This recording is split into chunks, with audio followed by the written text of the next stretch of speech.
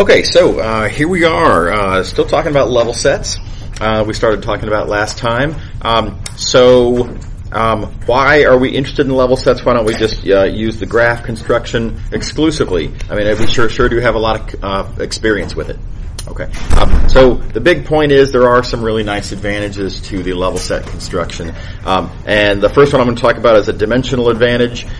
So you can actually see our first example of a dimensional advantage in the example that we looked at last time. So here was the graph of a quadratic function that we looked at last time. And the graph is a surface in space, and that's hard to draw. Right? We typically communicate math on paper. We don't build, paper mache models to help us understand math. So, drawing a two-dimensional thing that lives in a three-dimensional world and drawing it with a one-dimensional pencil that draws onto a two-dimensional page. This is dimensionally awkward. It's weird. I'm kind of using my imagination a little bit when I would have you believe that this x-axis is coming out of the page. Right? You really have to want to see it. Right? This is unavoidably a two-dimensional picture of a three-dimensional thing. That's just unfortunate. Okay. Whereas, here's the level sets. The level sets are one-dimensional curves that live in a two-dimensional world. I draw these level sets with my one-dimensional pencil on my two-dimensional paper. It's perfect. It's extremely natural. Right? So that's a really nice thing. Now, a lot of students will point out that, here's the thing though, there are these gaps. Right? So for example, you look, right there, I'm drawing a level set along in there, so I can see the value of the function at those points, and I'm drawing another level set along in here, so I can see the value of the function at those points. All of these are points in the domain, of course. But what about this great big gap in between there? There's nothing on the page to tell me what the value of the function is there.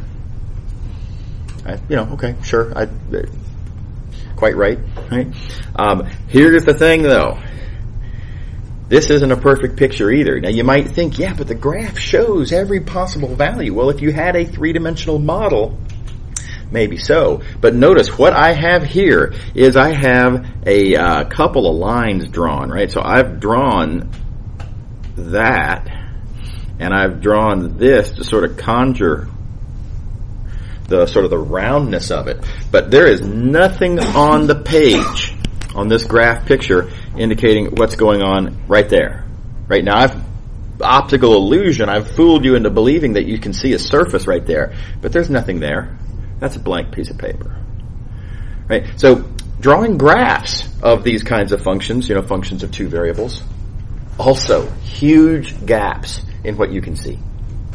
You get right down to it, I think there's more information on this picture. Really. This one may be a little bit more familiar. Doesn't make it better. Okay, the example gets more extreme if you look at a function of three variables. So let's talk about a function from R3 to R1. Right, so here's such an example. F of x, y, z is x squared plus y squared plus z squared. Now there's only three variables.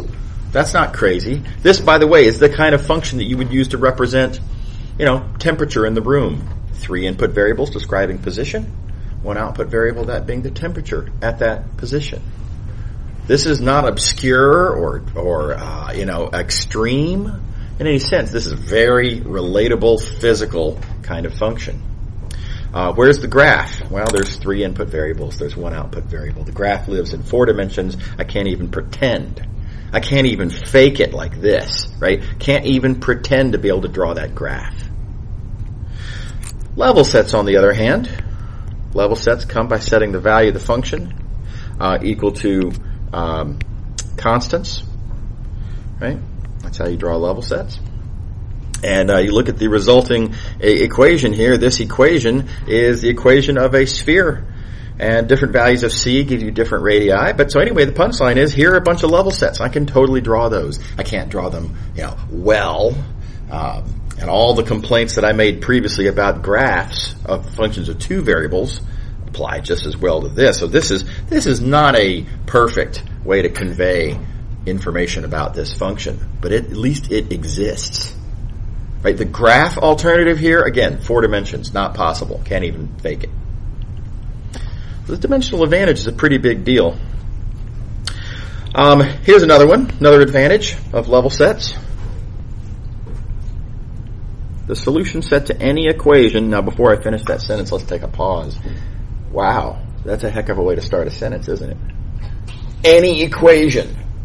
The solution set to any equation. That's a very broad set of surfaces or curves or what have you that we're about to make a statement about. So, how about that? The punchline is it can always be expressed as a level set of a function. So this is a very powerful statement. No matter what equation you have, it is a level set of a function. This is a really easy statement to observe because we've already seen that any equation can be represented like that. If you think about it, any equation, stuff equals other stuff.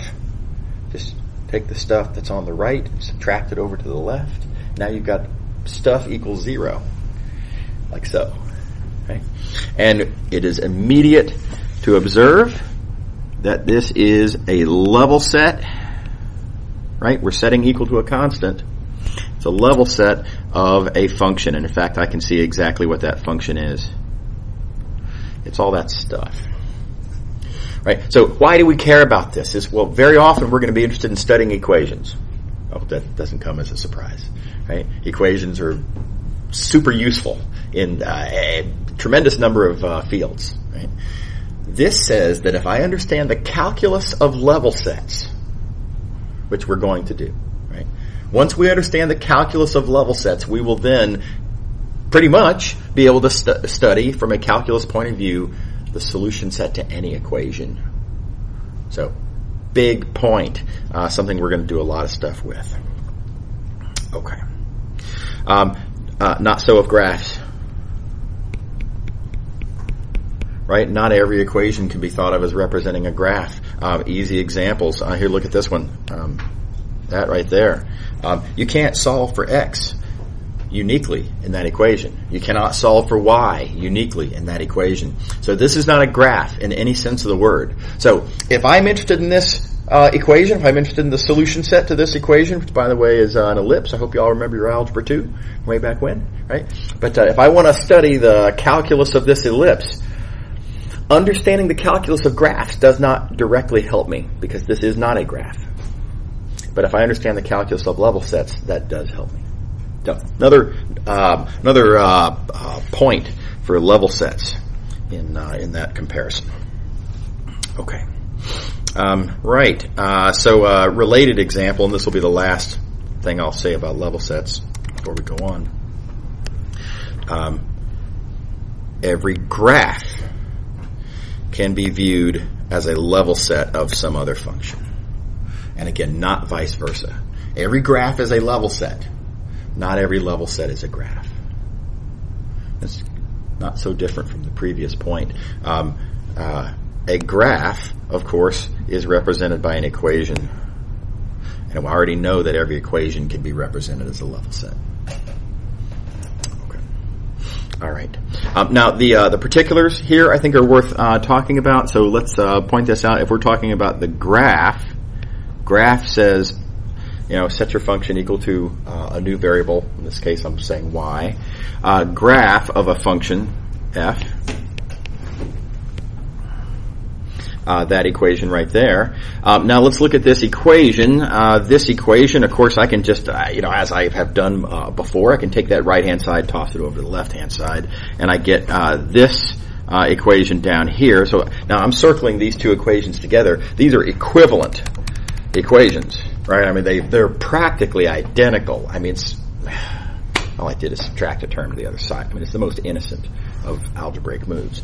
Practically the same equation, and yet, let's look at this other one. This other one, the second equation here, is representing a level set. Now, it's a level set of a different function, though. Right. Oh, let's see your color choices. Here we go. It's a level set of this function that I'm going to call G. So we're certainly not saying that a graph of f is the same as a level set of f. That's preposterous, right? Graphs and level sets are different constructions. So you got to use different functions if you want to interpret the same geometric object, surface, curve, whatever. If you want to interpret it as a graph, alternatively a level set, well, of course, we're talking about different functions that will do this. Right? So these functions are different. What's nice about this little bit of algebra here is you can see how closely connected these functions are. The function whose graph represents the curve or surface we're interested in. The function whose level sets, one of whose level sets represents that same surface. Those are related pretty closely. I mean, you can see that this formula f is a large part of the formula for g. Now, importantly, g is not the same. G is y minus f. It's not the same as f, but it's a close connection. And that close connection is always the case. And said differently, this move, that little move of just subtract the right-hand side to the left-hand side, always is the thing that will rewrite something viewed as a graph as something viewed as a level set. Okay. All right. Okay, so moving along. Talking about parameterizations now. This is another relationship between algebra and geometry. Graphs, let's just remind ourselves. Graphs are a relationship between algebra and geometry. Right? Function, picture. Graph is a way to take a function and make a picture. Level set, same thing. You give me a function, it gives you a different kind of a picture. Connection between algebra and geometry. So I want to talk about something called an image. The image of a function. Now, suppose you're looking at a function whose domain lives inside of Rn. The target, some different Euclidean space, Rm. The image is the collection of actual outputs. It's not to be confused with the target itself. The target is simply a space that the outputs have to be inside of. The image is the actual outputs. What actually comes out of this function for actual inputs that you actually plug into that function. All right. So notice, of course, the image has to live inside of the target. You can see right there, all the points in the image live in the target. Yeah, that was that point. There's a special case that we're interested in. We're interested in the case where you have functions of a single input variable, so functions from R1 to Rn. And I say most of the time, and not always, and there's exceptions, and if you have a particularly contorted function, something bad happens, this isn't necessarily true. But most of the time, in the experiences that we're going to have, these images are curves in Rn. And so the first thing I'd like to do is try to persuade you that this ought to be the case. How do you think about this? And let's see, do I have a good picture here? Not really. Okay, well, let me come up, grab some space here. And let's suppose, again, we have a function from R1. Let's say the input variable is t. The output variables, let's say, are x and y. So here's our function. Call that f. And now let's plot a few points. By the way, notice I'm not drawing a graph. A graph would require that I somehow have all these axes on the same axis system. Right? That's not what we're doing here. We're viewing the domain way over here. We're viewing the target way over here. They're separate from each other. Okay. All right, so that said, look, if I have some input point, there's going to be some output point. Right, somewhere, I don't know, it doesn't matter. Okay, now, well, yes. Now what about a nearby input point? Then, as long as this function, and I don't want to be precise about this, we don't quite have the tools yet, but if this is a nice, let's say, function, you would expect the output value to be somewhere also nearby. Nearby inputs, nearby outputs. You change the input a little bit, you don't expect the output to change much. Keep going. Nearby inputs, nearby outputs. let's see here. Nearby. Oh, whoops. Skip. Oh, that was the wrong color. Sorry, got ahead of myself. Nearby input. Nearby output. Nearby input. Nearby output. Nearby input. Nearby output. All right, and then I just appeal to your geometric intuition. It's like as I move along the curve, along the t-axis, my output point keeps moving a little bit, and I feel like it ought to just trace out a curve. Again, I don't want to be precise about the conditions on this, but this is what we would sort of expect. Everybody sort of see that? Here's another way to think about it. What a function does. A function takes every point in the domain, and it picks that point up and then sets it down somewhere in the target. And I suppose you could pick up all these points individually and set them down, right? But how about we just do it all at once? And let's think about, let's just pick up all the points in the domain. And they're all going to get set down here in the target. Now, what this function does, I mean, it may bend and twist things around a little bit. I'm not saying you'll end up with a line, as this was a line, right? But you should end up with something that's a curve. Okay. Again, this is not always true. There are conditions, and this is not something we need to be thinking about right now.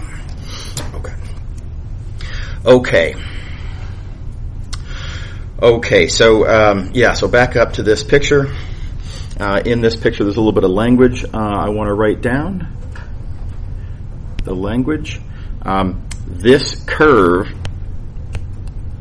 this is called the image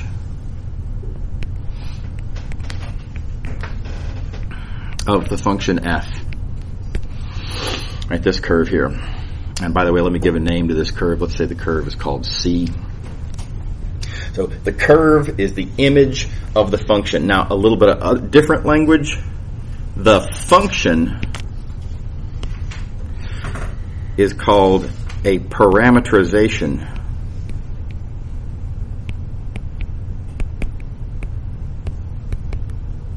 It's a long word. A parameterization of the curve. So there's kind of two different ways the language can go on this. Then, if you give me a function and I want to know what's the corresponding curve, that curve is called the image. But you could think of it backwards. Again, we're just talking about connections between algebra and geometry. Given a curve, if you want to know, hey, what is the function whose image is that curve? That function is called a parameterization of the curve. Okay, how are we doing? Is everybody on board so far? You have any questions about the terminology or any of this? Right. Okay.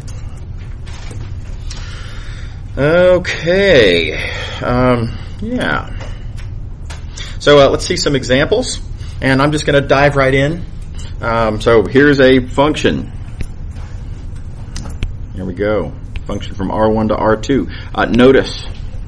Single input variable. That's our requirement, right? That was our premise in making this case that the image should be a curve. Our premise was that we have a single input variable. So, okay, well, here we have a function with a single input variable. Here's the formula. Everything's a function of this one parameter t. Let's ask, what is the curve? What is the image of this function? Now, again, not graph. We're not talking about a graph. A graph would live in, let's see, we have one input variable, two output variables. A graph would live in 3 dimensions. It's not what we're talking about. Certainly not talking about level sets. I just want to know the image. What can I say, that is, about these output points whose x coordinates are given by that formula and whose y coordinates are given by that formula? How can I describe a curve where I know something about x and y? Well, look, no surprise, we're going to try to find an equation in terms of x and y that describes this curve. I want to find some relationship, some algebraic relationship between these formulas for x and y. And this is just a matter of kind of fiddling with it, to be totally honest, in this case at least. And you notice that the formulas don't look terribly different. They both have t's in them. if I were to multiply the green formula by 2, they would both have 2t in them. So 2x, right? 2 times this would look an awful lot like y. The only difference being a 3. So not hard to persuade yourself then that this x and this y are related by that equation. Y is 2x minus 3. And again, in this case at least, you can get to that just by kind of playing with it. You know, take one of the formulas, in this case take the x, and start doing stuff to it, trying to make it look like y until you're successful. All right. Then what do we do with this? Well, what that says is that our image satisfies this equation. This is the equation of a line, right? Easy old Algebra 1 thing to recall that is a line. So what we have then is that the image of this function is this line. So let's say here, let me write this down. So this is the image of f. And this f is a parameterization of this line L. Oh, let me call it L. Parameterization of L. Everybody on board? Okay. Oh, why am I erasing that? That was not in anyone's way. I'll just leave that right there. Okay. So, here's another example. Let's look at this function right here. Again, one variable. There's the formula. Different formulas. This one's a little bit scarier looking. We've got cubics. Right? So we are all prepared going into this example. All prepared for, okay, this is going to be curvy and stuff. Right? Here's the thing. Even though there are cubes in there, notice that this formula for x and this formula for y, they still look a lot alike. And it remains that if you multiply x by 2 and subtract 3, you still get y, right? So even though this is a totally different function, it still parameterizes the exact same line that we looked at in the last example. Now there's a moral here, and the moral of the story is parameterizations are not unique. Here's a different way to say that. The image construction, if I say I want to understand functions by looking at, on the one hand, we look at their graph. Graph construction tells us something about the function. The level set constructions tell us something about a function. Images tell us something about a function, but as you can see here, it does not tell us everything about a function. The image, even if I have a perfect picture of it, right?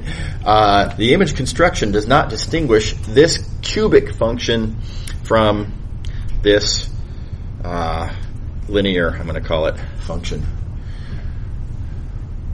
Yeah, so that's a disappointment, and it's just not perfect. So now there is a way to make sense out of this in order to sort of refine the construction a little bit. Let me talk a little bit about why it is that I've chosen the input variable to be t. Right, we have a single input variable there, and I chose t. Ulterior motive. I wanted to be able to pivot now to a point of view on what that t is. Previously, I've referred to t as just a parameter. It's just an input variable. It's just something I could have just as well called it q. Right? But very often, it is very convenient to think of that input parameter as representing time. And if you do, notice that what you have is you are then effectively thinking of, here it is. You're then effectively thinking of, I'll use this picture here, thinking of location in space, location, x and y coordinates, therefore giving you a location in the xy plane, position as a function of time. And this is a concept that we all understand, right? This is motion. Right? Position as a function of time. So it's not just that a parameterization has an image that is a set. A parameterization can and usually should be thought of as a process of moving along that curve. It's not just the curve. The parameterization is the action of, you might say, the action of drawing that curve, the action of moving along that curve. So the distinction that I like to make here is, I like this terminology because it sounds somehow poetic. But we would distinguish between the road and the road trip. I don't know, you see what I'm saying? It's kind of poetic sounding. So the road is the image. I mean, here it is. If you were to, if you're looking at this situation here where we have an image is this output curve here, domain at the t-axis. The image is just that road. It's just sitting there. It's like, I-40 down the street, wherever that is. It's just sits. It's been there for decades. It'll hopefully still be there for future decades. Right? There's no motion. I-40 isn't moving. I-40 sits there. Right? Whereas the parameterization, that represents motion. The parameterization describes, a person driving along the road. This encapsulates how position is a function of time. Right? That's the road trip, not the road. So you want to make sure to distinguish between the road and the road trip. That's the difference between a parameterization and an image. Okay. All right. So I like this. This is a different way to think about it. Suppose position is a function of time, tells you where a snail is that's crawling around. The kind of snails that they had where I grew up, I don't know if all snails do this. I should look this up. But those snails that we had would leave this trail of slime. I don't know if you've ever seen the trail of slime. Like you could follow the slime, and sometimes you actually find the snail. But anyway, the parameterization is the experience of the snail. The image is just the trail of slime left behind by the snail. It's a different, silly metaphor. Okay. Okay, so how can we use this idea of motion, this idea of thinking of a parameterization as representing motion, to help us use images to help distinguish functions from each other? Remember this problem that we had. This function parameterizes that line. This function parameterizes, well, in fact, exactly the same line. So the image does not distinguish these two very different functions from each other, right? So can I improve on how I think of an image maybe a little bit? And one thing you can do, and I'm not suggesting that people do this a lot, right? But just to help your mind sort of come to terms with this, plot some particular points. When t is equal to certain specific values. Here you'll notice I've plotted where we were, where this road trip has us at these various moments in time. Right? They're equally spaced, as it turns out, the way this function works. But if you do that same thing over here for this function, the same moments in time, you can see this describes a very different road trip along this particular road. Because where you are, they're not evenly spaced anymore. In fact, we're very close to being able to talk about the idea of velocity of movement in space. We're not quite there yet. But what's happening is you're actually moving really fast over here, and then you're moving pretty slow as you approach the origin. You're actually momentarily stopped at t equals 0, and then you start moving a little bit, and then you eventually start moving faster again.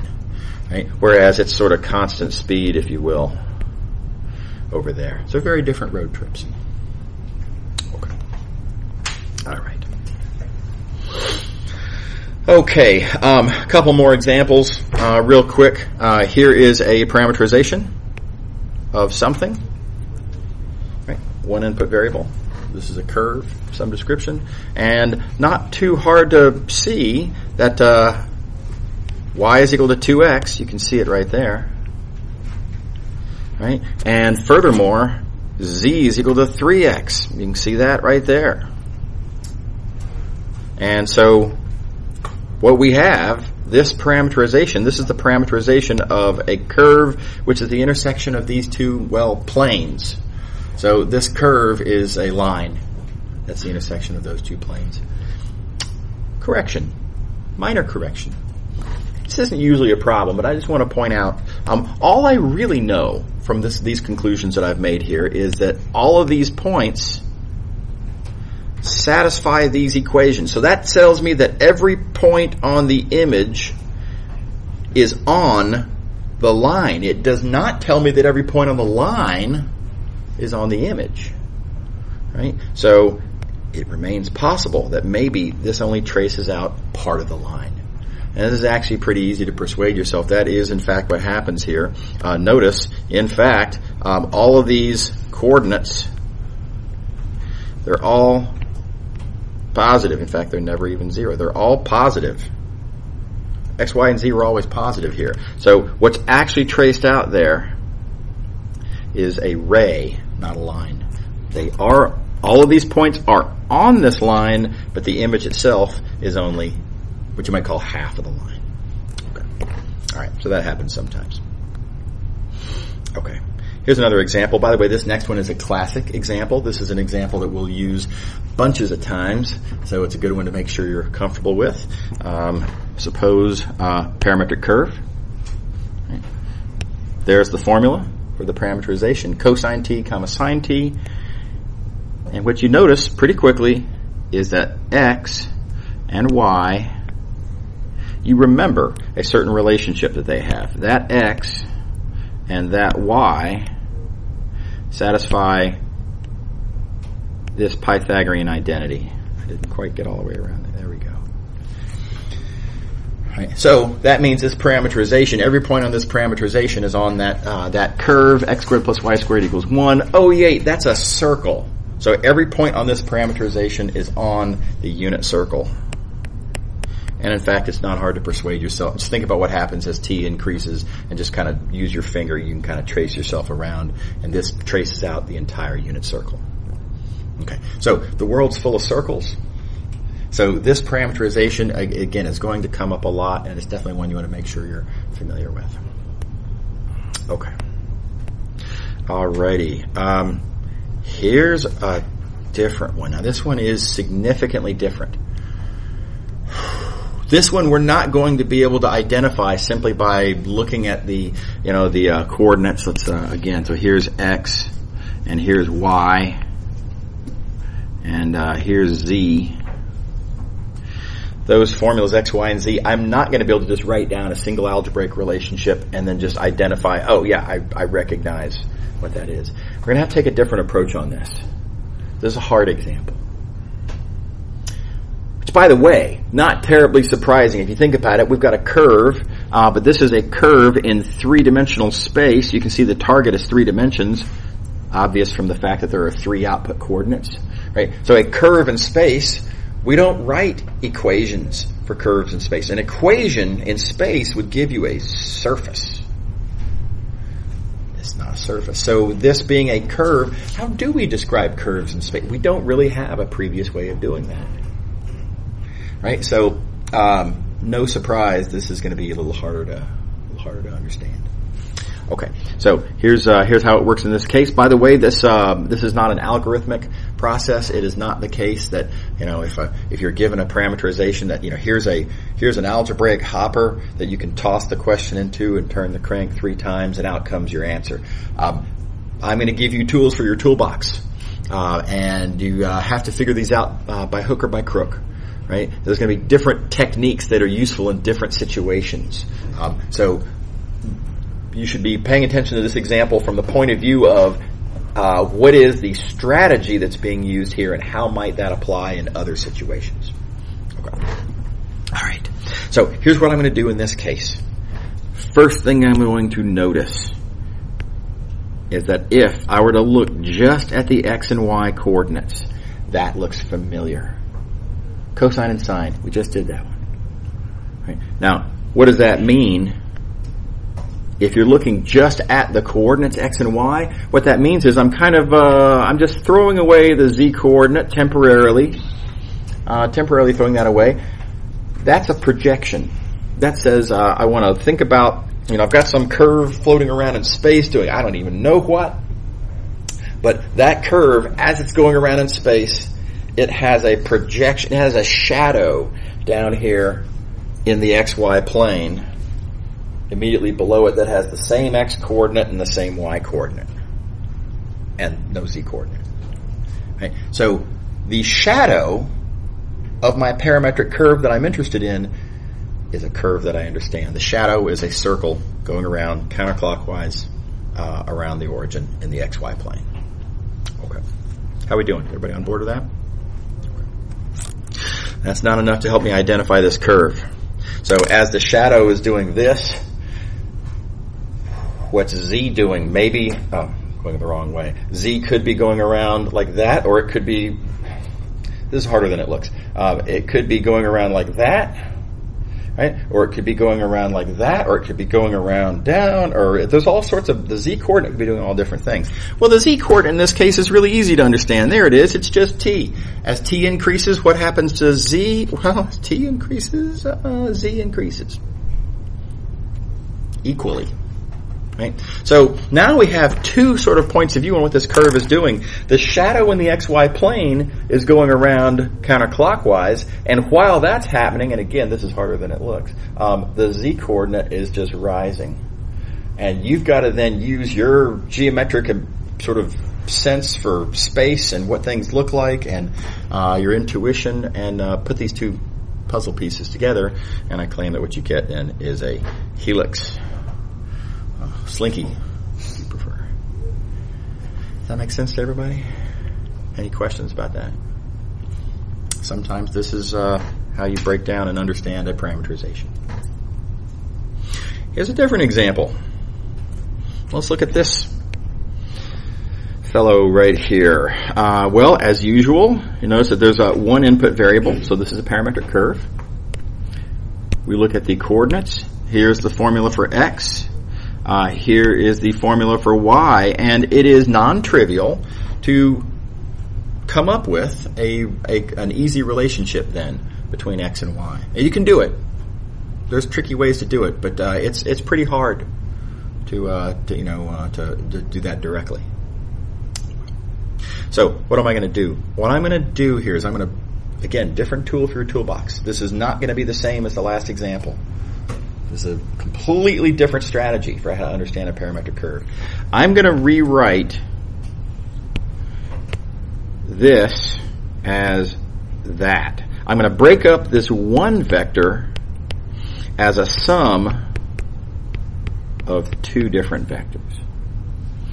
And the good news is these two different vectors are easier to understand. Look at that, t comma t. That's super easy. Y is equal to x. That's very easy parametric curve to describe. That's this point. That's just cruising along that line, y equals x. Okay. Now, what can I say about this other term here? I see this vector negative 1 comma 1. Well, negative 1 comma 1 points, like that. And I'm going to draw it in a bunch of different places because it's the same everywhere. Don't forget vectors don't have location, so that's all one vector. That's the negative 1 comma 1. But what I actually have here, here, let me color code better. What I actually have here,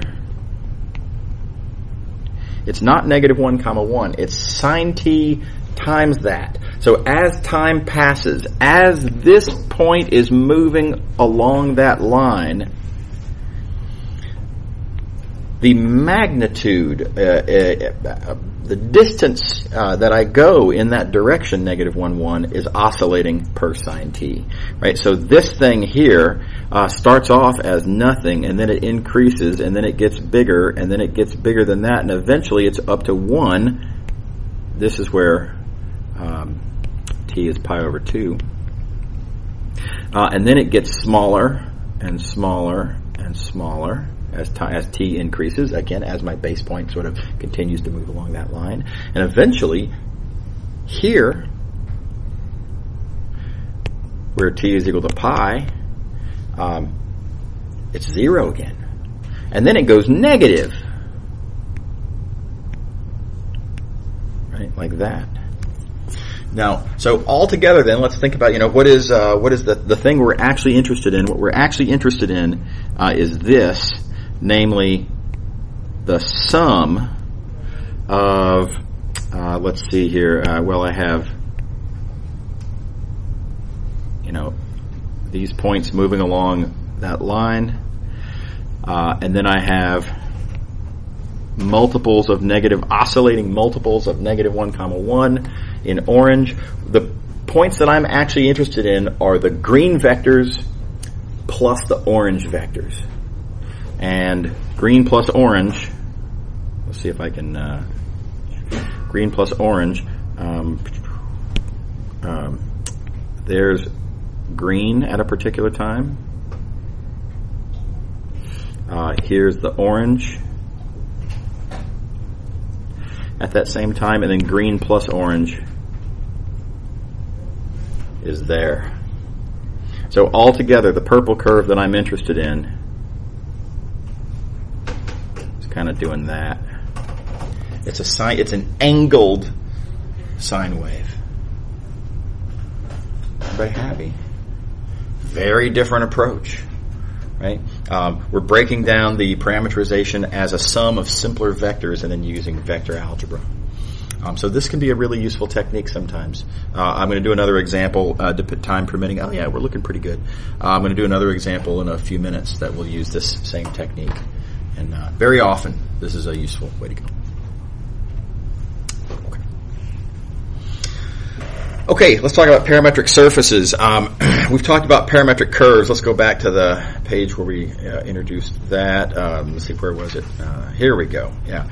So if you have one input variable,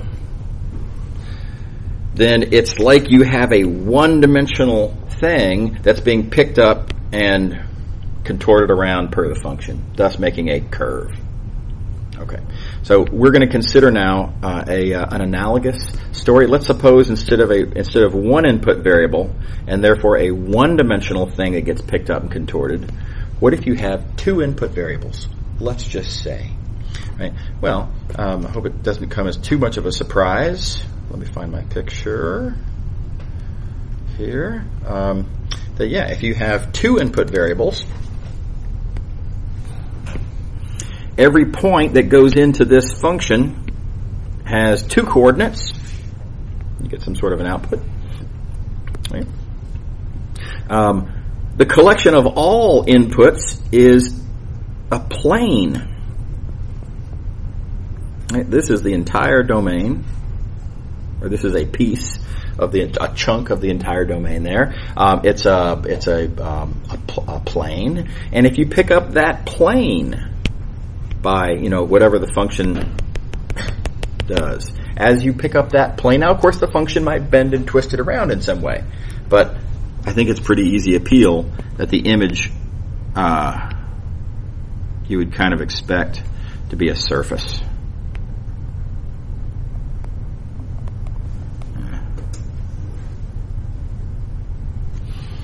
Something like that.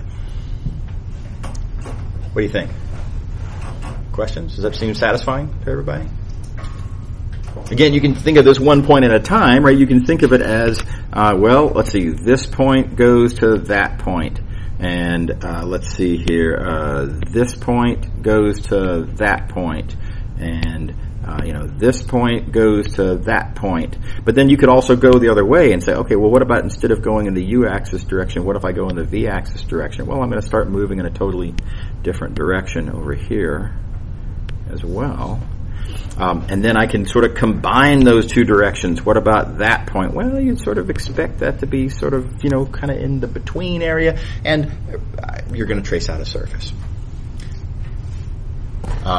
I'll say typically in the experiences that we're going to have in Math 212, and yes, there are a bunch of counterexamples if you allow F to be some sort of a nasty, unnaturally weird kind of thing. But in Math 212, if F is sufficiently nice, which it will be, then you get a surface. Okay. Sorry, moved too far. Okay, so for example, let's consider this function here. Now, do notice two input variables, right? We're looking for the image of a function of two variables, so we expect this to be a surface. We expect this, by the way, to be a surface in 1, 2, three-dimensional space. Notice that the target, these three-dimensional outputs, is because the target is R3. Right? So we expect the outputs here to be a surface in R3, surface in space. Anybody see how that's the expectation? Okay. How are we going to get our hands on this? How are we going to understand this surface? Well, we're trying to understand a surface in space. Oh, good news. We have a great tool for understanding surfaces in space. Let's find an equation for that surface. An equation in space should give you a surface. Okay, so how am I going to find an equation? I want to find an algebraic relationship between these three expressions, and this is a lot like our first example of a parametric curve. Let's play with them.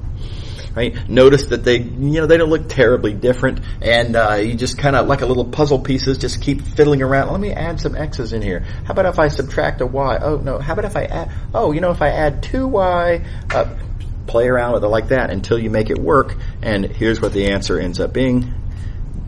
That's a valid equation relating those formulas. Z is 2x plus y. We know that's the equation of a plane. Right? So this is a parameterization of a plane that looks kind of like this. Okay. Alrighty. Okay. What about this one? Now this is a scary looking formula. Let's take a moment on this. What an outrageous trio of formulas. But if you look at this carefully and recall past experiences, you might remind yourself that this looks an awful lot like the formulas for spherical coordinates. In fact, these are exactly the formulas for spherical coordinates. I'm going to just stick a row, my elbow again. I'm going to stick a row in each one of these. These are exactly the formulas for spherical coordinates if rho were equal to 1, thus making it legal for me to just stick in that factor of rho. Okay. So what we have here is that every output is simply giving me the x, y, and z coordinates of a point on that surface in space, and that surface is easily understood. I mean, it's a sphere of radius 1, so this is just a unit sphere. Everybody on board? Sometimes you get lucky. Alrighty. Okay. So here's what we've done so far. Let me come back up to way back here. Yeah, here we go. So what we've done so far in this section is we've said, suppose I have a function. How do I understand the curve? Right? Given the algebra, what's the geometry? Right? And, again, there's several different tools for your toolbox. It's not algorithmic. You have to do whatever you can do by hook or by crook. Okay. But let's now ask the other question. Suppose you have a curve or a surface. Suppose you have the geometry given to you, and you want to go the other way. You want to find, can I find a parameterization of that curve or of that surface? And I'll point out, just a reminder, parameterizations are not unique. Sometimes two different functions have the same image, right? We saw that example early on. So I don't want to make the mistake of saying that I want to find the parameterization of the curve. It's not unique. There is no the. What I want to do is find a parameterization of the curve or surface. Okay. Nevertheless, remains we're kind of going sort of backwards in this picture. Okay, so how do we do that? How do we, as the lingo goes, how do we parameterize a curve or a surface? Okay, so it's another sort of, it's not always the same kind of a situation, so I can't give you a single answer to the question. Good news, though, there is a very short list of methods that practically always work. Almost, that's a little bit of overstatement. There is a short list of techniques that works in the vast majority of cases. I think that's a fair statement. Strong majority of cases. Okay. The big one, the big technique is called, I like to call it anyway, a graph parameterization. So now, You'll see why I use this term momentarily. I want to presume that we start off with a graph. Right, so we've got some curve given to us. We want to parameterize the curve. If the curve has been given to us, we must know some information about the curve. Let's suppose that what we are told about the curve is that it is a graph, very specifically a graph, not a level set, right? It's a graph of a known function. Okay, so let's look at this picture up here. Here's a graph. And you can see it right there, graph, because look, y equals function of x. Okay. So given a graph, how can I parameterize? How can I come up with a function whose image is this curve? And here's the trick. It's just a clever idea. The clever idea, and we'll see momentarily why it works. There's your parameterization. The big thought is let your input variable be t. Right, so keep in mind, if you're looking at a graph, we have an input variable. Just let that input variable be t. And everything else falls into place. It's shocking how nicely this works, right? But if x is t, well, wait a second. If x is t, then unavoidably, I don't even have a choice in the matter. Y has to be, look at this. If x is t, then y has to be f of t. Look, I have to.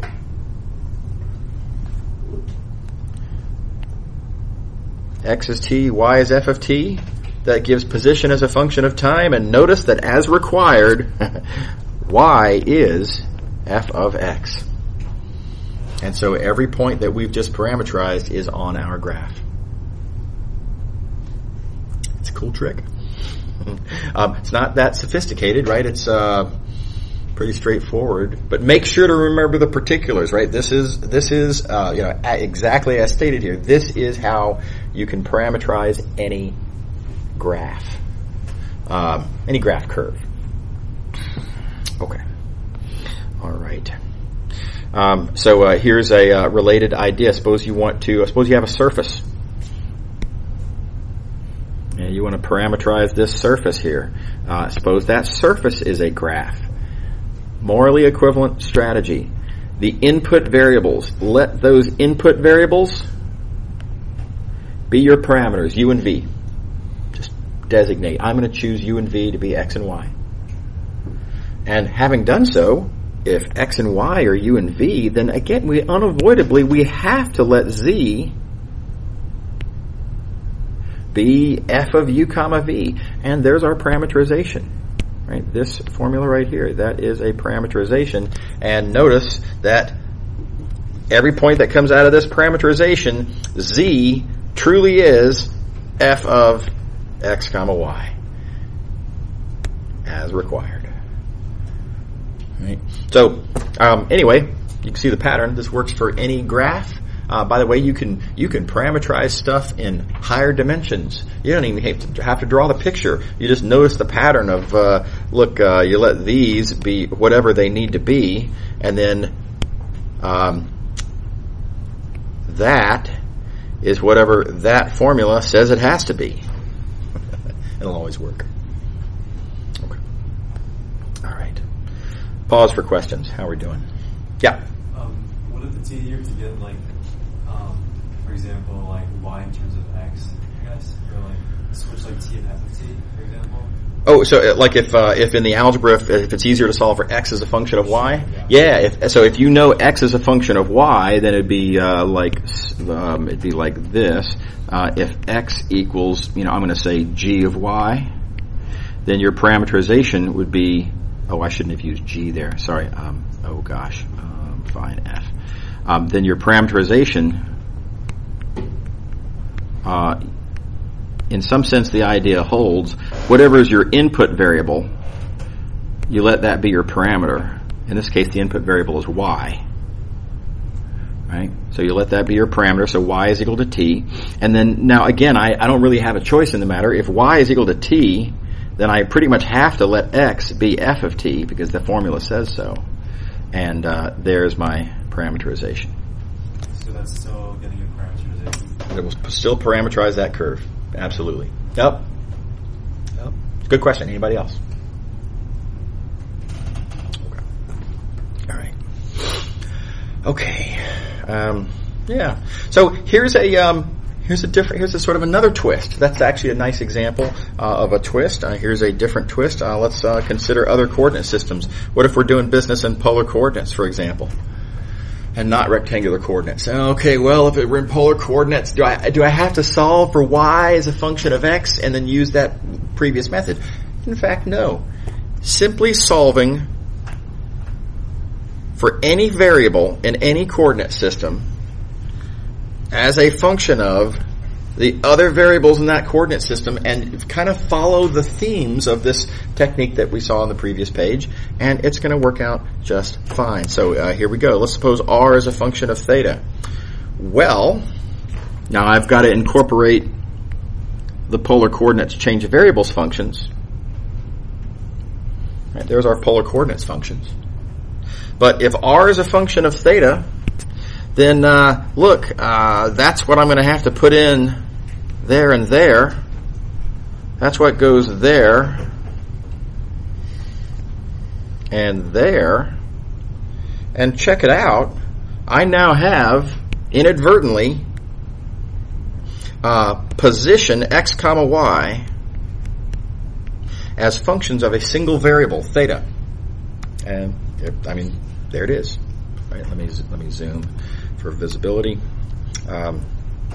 Position is a function of a single variable, theta. Now, it's not t, but whatever. I mean, a parameterization doesn't have to be a function of t. It just has to be a function of a single variable. Here, I'm just using theta instead of t. If you really want to, you could rewrite it as theta equals t. Knock yourself out. Doesn't matter. So, same idea. And notice that all it really takes to do this is, like I was saying before, you just have to have solved for one of the variables in your coordinate system as a function of the other variable or variables in your coordinate system. And plugging in, you can see, eliminates the variable. I had here two different input variables, r and theta, but rewriting r in terms of theta gets rid of everything but the theta, and now parameterization. Same idea works in spherical coordinates. If you have a surface, right? So let's look at. Suppose I know rho as a function of phi and theta. Now y'all have seen some examples of these where rho is a function of phi and theta. It gives you some surface. It's kind of hard to draw the pictures of these surfaces. Spherical coordinates take some sort of getting used to, right? But algebraically, if you know rho is a function of phi and theta, well, just take that and plug it straight into the spherical coordinates equations, just like that. Right, here you go. Here's your spherical coordinate equations. X, Y, and Z are those standard formulas. Having done so, notice we get a formula for position in terms of two variables. So this is,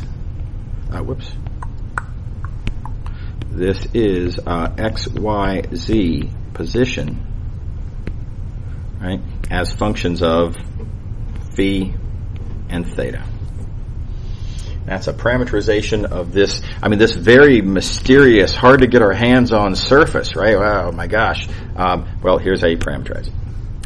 So this graph parameterization idea is extremely strong.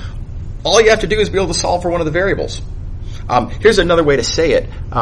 You might say that in these first examples that we did, you might call these a rectangular graph parameterization. So rectangular in the sense that I've solved for one of the rectangular variables due to this being a rectangular graph, right?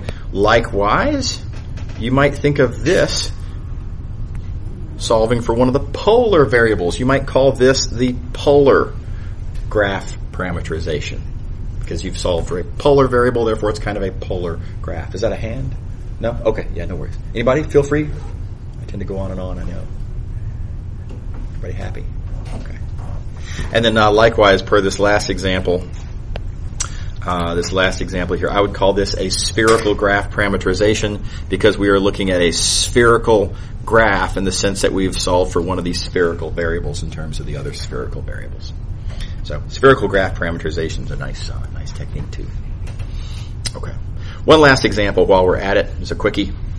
But let's look at this equation right here. Now that is a bear to look at, right? What is this thing? What is the surface? That's described by this equation. Let's pretend momentarily that this is a section 2.2 problem where we're going to draw the solution set. Well, it's not. There's not a rotation. Cross sections look like nightmares. Yowzers. Right? What are we going to do with this? It's going to be really hard. I off the top of my head, I don't know how to draw a picture of that. Right? But even though I can't draw a picture of it, I can parameterize that. The way we parameterize it is to notice that I can solve for one of the variables. I can solve for y. Right? You just take the all this stuff goes to the other side of the equation, and then you divide by that exponential. Right, solve for y. Having solved for y, we've solved for one of the variables in terms of the other variables, and that tells us what to do.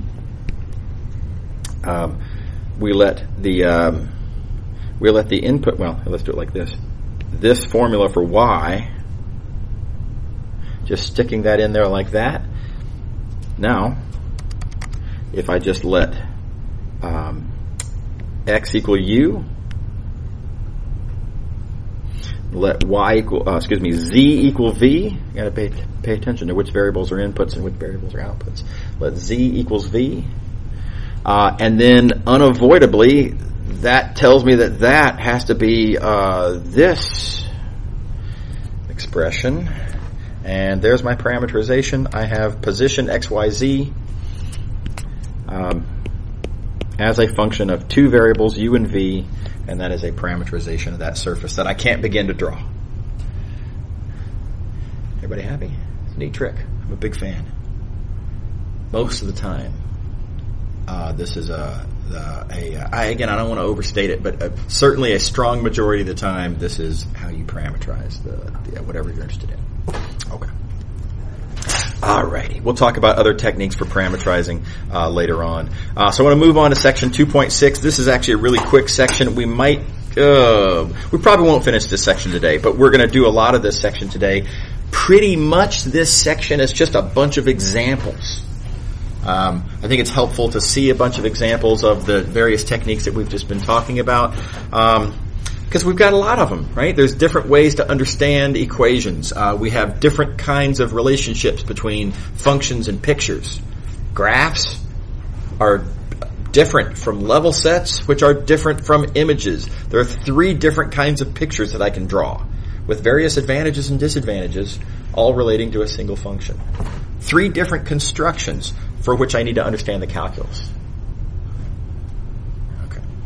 And by the way, I emphasize, one of the really, really common mistakes that I see students make in this course, is to, it's kind of a special case of a general problem of trying to make the course algorithmic.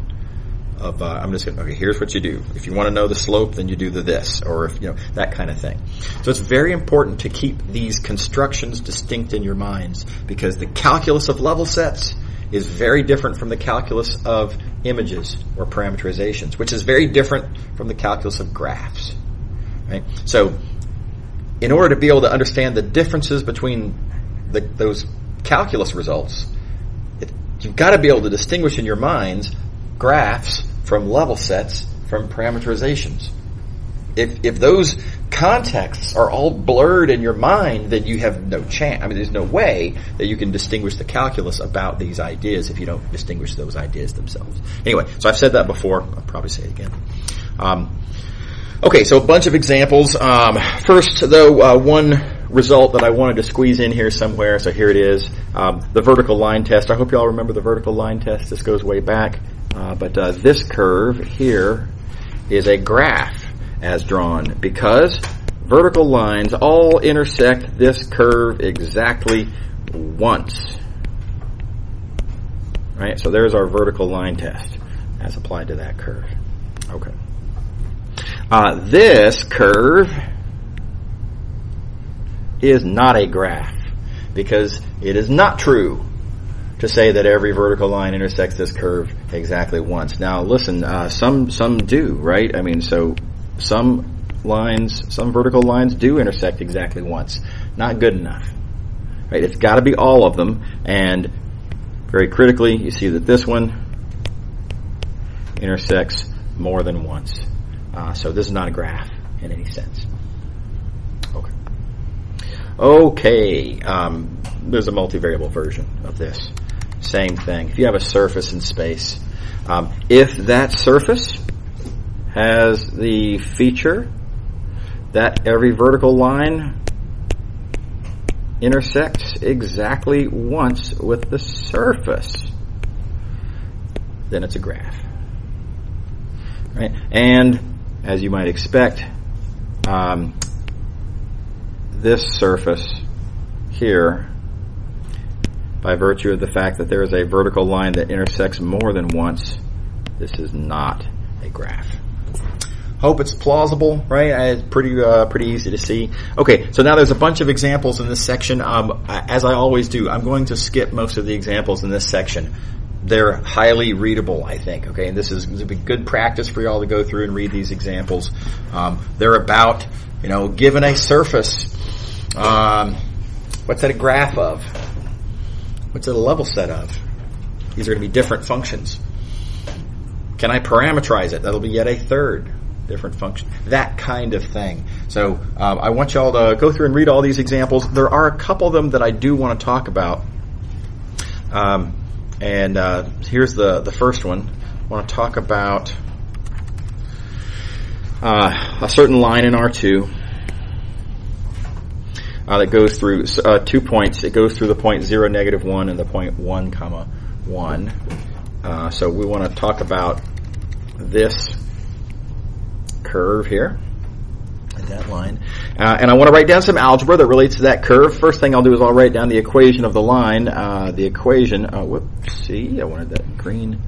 The equation is y equals 2x minus 1.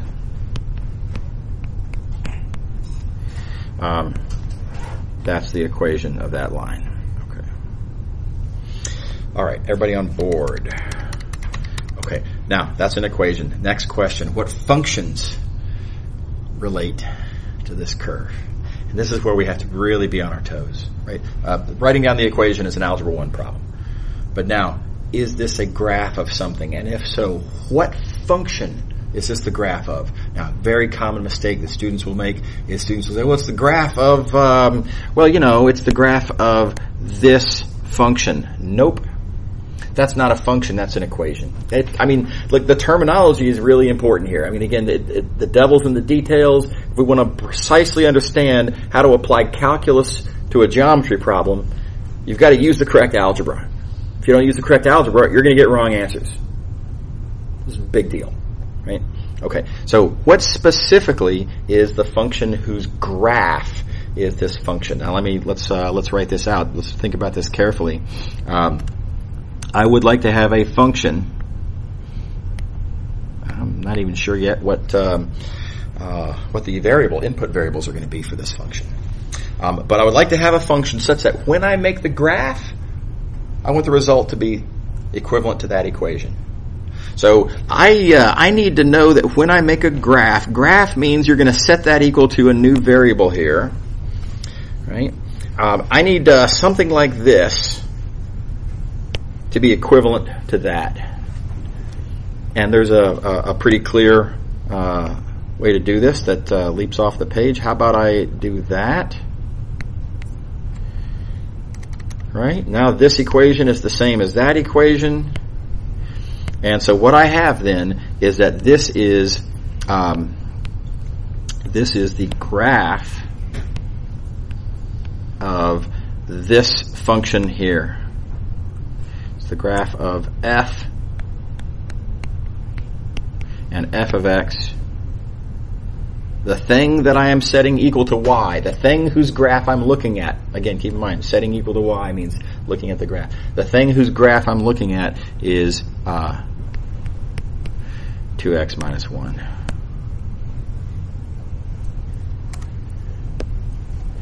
How we doing? Everybody on board?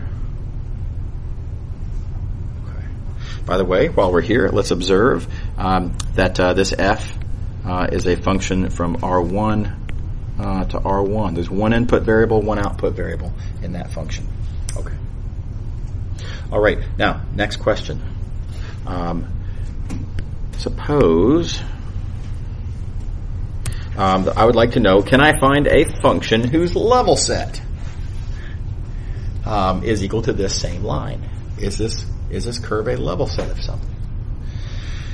Different ways to go about this. We already have a trick, right? Remember, one of the first things we talked about today is every graph is a level set, and so you can go back to that section and you can play that game, and we already know how to view it as a graph. Do that little trick, view it as a level set. Okay.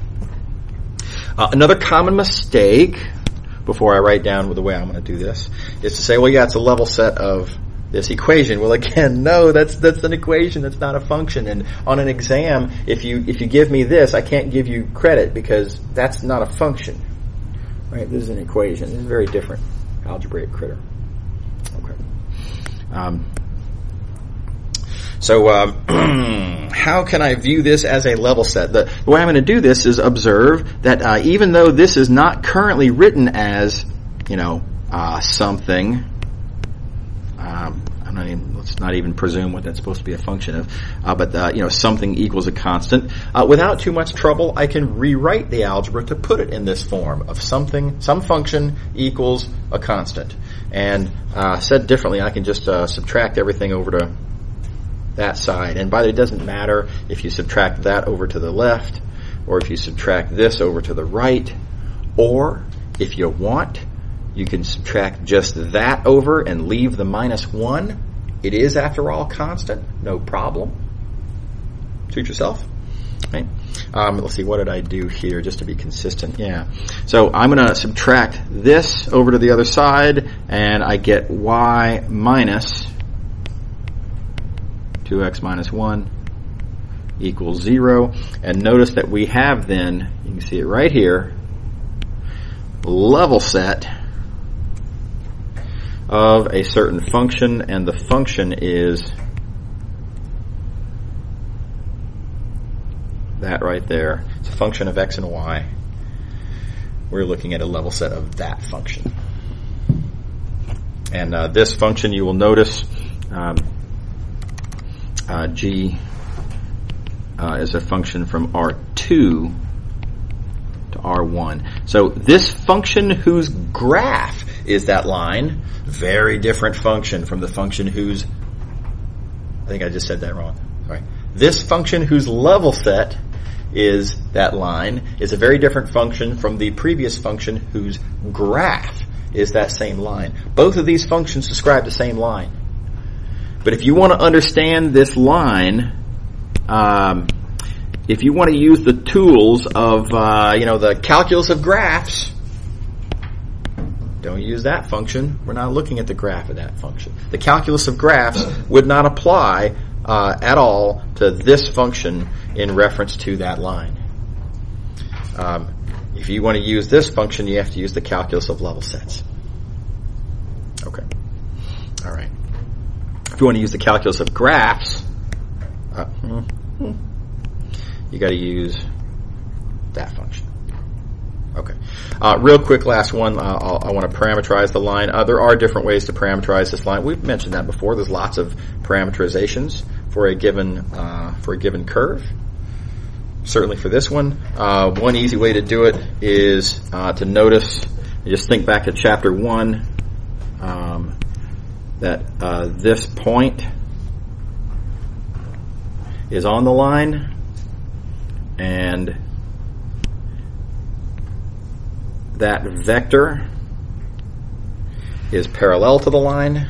So I have a point on the line, I have a vector parallel to the line, and I can use the chapter 1 method for parameterizing a line, and that comes up with this function. So if you want to use the calculus of parameterizations, you got to use this. If you take an idea from the calculus of parameterizations and apply it to that function, you get garbage. If you take calculus of parameterizations and apply it to that function, you get meaningless garbage also. Okay, this is a good stopping point. We will pick up here on Wednesday, tomorrow. Okay, see y'all later. Oh, and I have homeworks to return if you'll stick around for just a moment.